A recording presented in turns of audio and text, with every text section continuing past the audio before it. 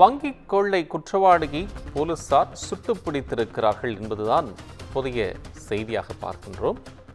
விசாரணைக்காக மங்களூர் அழைத்துச் சென்றபோது காவலர்களை தாக்கிவிட்டு அவர்கள் தப்பிச் சென்றதாக தெரிகிறது. இதையடுத்து தப்பிவிட முயன்ற கண்ணனை காவலர்கள் காலில் சுட்டு பிடித்திருப்பதாக தகவல் வெளியாகியிருக்கிறது.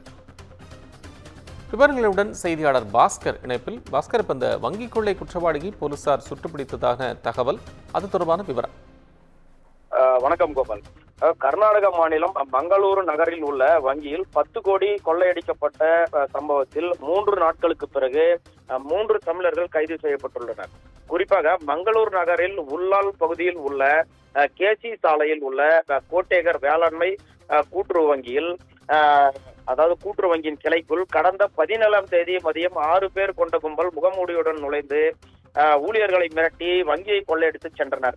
இந்த கொள்ளை சம்பவத்தில் வங்கியில் இருந்து சுமார் 10 கோடி மதிப்பிலான தங்கம் மற்றும் ரொக்கப்பணம் திருடப்பட்டது என்று தகவல் தெரிவிக்கப்பட்டுள்ளது.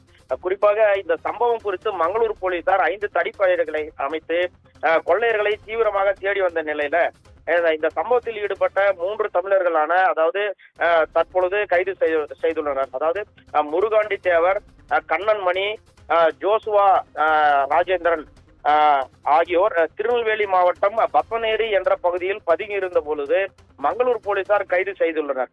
மேலும் முருகன் தேவர் பத்மநேரி பகுதியைச் சேர்ந்தவர். இவருக்கு மேற்கொண்ட மும்பை தாராவியைச் சேர்ந்த இவருடன் நெருங்கிய நட்பு ஏற்பட்டு அவர்களுடன் இணைந்து பல்வேறு பகுதிகளில் கொள்ளை சம்பவத்தில் ஈடுபட்டு வந்துள்ளனர்.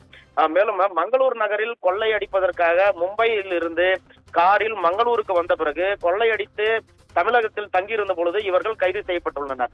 மேலும் விசாரணைக்காக மங்களூரு போலீசார் அழைத்துச் சென்ற பொழுது அவர்களை தாக்கிவிட்டு தப்பி ஓட முயன்ற கொள்ளையர்கள் மீது துப்பாக்கி சூடு நடத்தி கொள்ளையர்களை போலீசார் கைது செய்தனர். இதில் குறிப்பாக கண்ணன் மணி என்பவர் மீது துப்பாக்கி சூடு நடத்தி அவரை பிடித்துள்ளதாக போலீஸ் தரப்பில் தகவல் தெரிவிக்கப்பட்டுள்ளது. மேலும் கொள்ளை சம்பவத்தில் ஈடுபட்ட சிலரை காவல்துறையினர் தொடர்ந்து தேடி வருகின்றனர். கோபால், நன்றி பாஸ்கர், உங்கள் அண்மை விவரங்களுக்கு நன்றி.